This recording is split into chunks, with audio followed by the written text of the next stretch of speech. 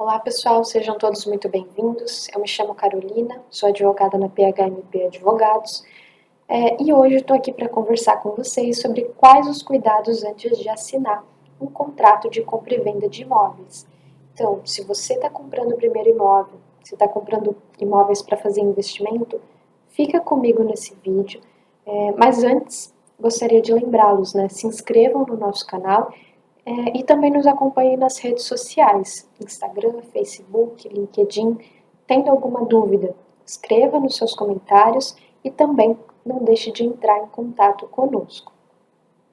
Então, para começar, nós precisamos conceituar o que é o contrato de compra e venda. Um contrato, nós costumamos dizer que ele é um instrumento bilateral, ou seja, que estabelece obrigações para ambas as partes. Então, a obrigação do vendedor transferir a propriedade em definitivo, a obrigação do comprador pagar o preço negociado para então receber esse imóvel. E antes de assinar esse contrato, nós precisamos realizar 4 etapas fundamentais que nós chamamos de due diligence imobiliária. Traduzindo isso ao pé da letra, é uma diligência prévia, uma análise de risco que vai te auxiliar na tomada de decisão, se compra ou não o imóvel que está sendo ofertado. Então, a primeira etapa, uma análise de risco do próprio imóvel. E por onde a gente começa? Solicitando e estudando a matrícula imobiliária desse imóvel. A matrícula, ela é a representação da certidão de nascimento do imóvel, Ela vai trazer todo um histórico e é através dela que você vai conseguir saber quem anteriormente comprou ou vendeu esse bem e também quais são os ônus, garantias e restrições que recaem sobre ele. Feito isso, também é importante que você faça uma visita no local do imóvel. Para quê? Para comparar se o que está descrito no contrato de compra e venda e na matrícula imobiliária de fato condiz com o que existe na realidade. Isso vai dar origem ao que nós chamamos de venda ad corpus, ou seja, vai estar previsto no contrato exatamente aquilo que você vistoriou, tal qual você viu quando realizou a visita. Isso é muito importante, essa visita é muito importante, porque se tiver variação de medidas e confrontações por uma falta de vistoria, por exemplo, isso não vai poder ser reclamado. Feito isso, também é importante que você verifique se existem pendências financeiras relacionadas ao imóvel. Por exemplo, IPTU em atraso, quando se tratar de imóveis urbanos, ITR em atraso, quando se tratar de imóveis rurais, se a taxa de ocupação está sendo paga em dia, para o caso daqueles imóveis localizados em zona de marinha, que é muito comum nas regiões litorâneas, ou se as taxas condominiais estão sendo pagas em dia, quando a gente estiver falando de aquisição de apartamento. Então, tudo isso vai evitar que esses débitos e essas despesas recaiam para você fazer o pagamento, quando você adquirir a propriedade, e também vai viabilizar junto ao vendedor uma negociação, para definir quem de fato vai ser o responsável por fazer o pagamento dessas pendências. Então, verificadas essas questões, vendo que o imóvel ele se encontra livre e desembaraçado, nós vamos para a segunda etapa da due diligence, que é a análise de risco das partes. E aqui a gente vai dar ênfase para o que o comprador precisa solicitar de documentação. Então, a primeira coisa é você buscar conhecer o vendedor. Como que esse vendedor ele é visto no mercado? Como ele é visto por outras pessoas que também compraram imóveis dele? Claro que isso é muito mais simples quando se trata de pessoa jurídica, investigar, por exemplo, uma construtora, mas isso também não impede que seja feito para pessoas físicas. Então, feita essa análise prévia, a gente vai ter que ver se esse vendedor ele é o legítimo proprietário. Porque eu não posso vender um imóvel que não é meu. né, sem que o legítimo proprietário saiba ou sem que eu tenha um título aquisitivo de que realmente comprei aquele imóvel para estar repassando ele. Então é importante fazer essa conferência, isso a gente consegue fazer através da matrícula imobiliária, e também é importante verificar se esse vendedor ele é casado, né? E se ele for casado, qual o regime de bens.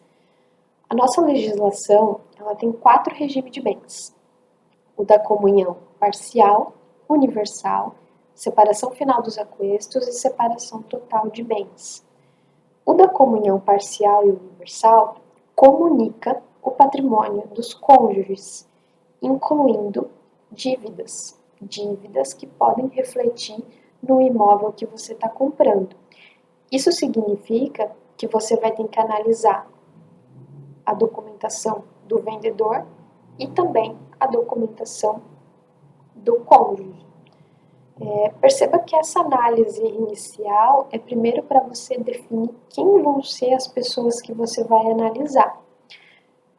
A partir desse momento, então, você vai fazer uma busca, né, de ações judiciais cíveis, criminais, trabalhistas e de falência em caso de pessoa jurídica, né, quando o vendedor for uma empresa, tanto em âmbito estadual quanto federal.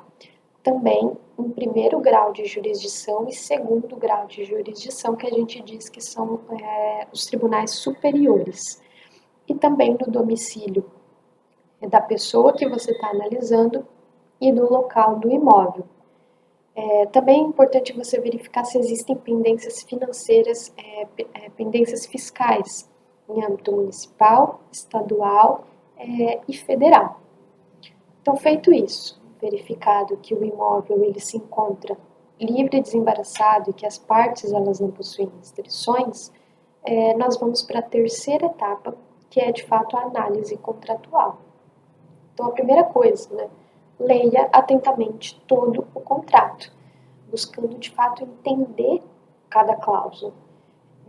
Feito isso, observe a qualificação. A qualificação das partes ela vem no preâmbulo, no início do contrato. Confira os seus dados e também verifique se o cônjuge das partes estão qualificados. Porque, de novo, a depender do regime de bens, o cônjuge ele precisa anuir, concordar, autorizar a compra e venda para não correr o risco dela ser anulada futuramente. Também confira a descrição do imóvel, se condiz com o que está na matrícula e se condiz também com o que você verificou quando fez a visita presencial. Próximo passo, observe as condições comerciais, valor, forma de pagamento e também qual que é o método, né, a metodologia de correção monetária que eles estão utilizando quando se falar de contrato de imóvel na planta ou uma compra parcelada. E, no geral, observe quais são as obrigações. Por exemplo, qual que é o prazo para a conclusão da obra quando for um imóvel na planta? Quais que são as multas contratuais ali previstas? Você pode se arrepender desse negócio jurídico ou não tem uma cláusula que possibilite o arrependimento? E, especialmente, qual que é o prazo para o vendedor fazer a outorga da escritura pública e transferir a propriedade de forma definitiva, né? E ainda, quem que vai ser o responsável por pagar as taxas e os emolumentos cartorários relacionados a essa transferência? Então, feita toda essa leitura e toda essa análise, verificado que não tem nada que te impeça de firmar essa compra e venda, então o contrato está apto para ser assinado. Mas não para por aqui, a gente tem ainda uma última etapa. Então, a quarta etapa, o registro da propriedade. Como eu falei lá no início, o contrato ele estabelece uma obrigação de transferência da propriedade. Mas isso não significa que você, comprador, quando assinar esse contrato, já vai se tornar um legítimo proprietário. Isso não acontece. Um contrato, ele é particular, ele faz lei somente entre as partes. A gente precisa tornar esse negócio público. Né? E como que a gente faz isso? Lavrando a escritura pública e levando essa escritura a registro no ofício de registro de imóveis competente. O que acontece na prática? Geralmente o comprador ele assina o contrato e deixa transcorrer determinado tempo até fazer a transferência definitiva. Isso gera um risco muito grande. Por quê? Ainda que você tenha feito toda a análise prévia do imóvel e do vendedor, pode ocorrer algo no meio do caminho, surgir uma situação, um processo judicial, esse vendedor pode vir a falecer, esse vendedor pode agir de má fé e transferir esse imóvel para terceiros. Então, tudo isso vai complicar e tumultuar um pouco mais a transferência definitiva da propriedade, podendo até originar ali um processo judicial para conseguir fazer essa transferência. Então, a única solução para isso é um planejamento financeiro. Quando você for comprar o imóvel, faça um planejamento incluindo e provisionando o valor para lavrar a escritura e para fazer o devido registro. Isso corresponde ali a cerca de 5% do valor do imóvel. Perceba, ainda que o contrato ele venha para te trazer uma segurança e dele se presume a boa-fé das partes, é muito importante que você, comprador, também tome todas as medidas cabíveis para realizar esse negócio com segurança jurídica e, claro, se tiver alguma dúvida em alguma cláusula contratual, em alguma documentação, não deixe de procurar um advogado, um especialista de confiança para te ajudar nesse processo. Bom, esse era o tema de hoje. Eu espero que vocês tenham gostado. Eu espero que ele tenha te ajudado a compreender um pouco mais sobre o contrato de compra e venda e a due diligence imobiliária. E mais uma vez, nos acompanhe nas redes sociais e continue também conosco aqui no canal do YouTube. Até uma próxima!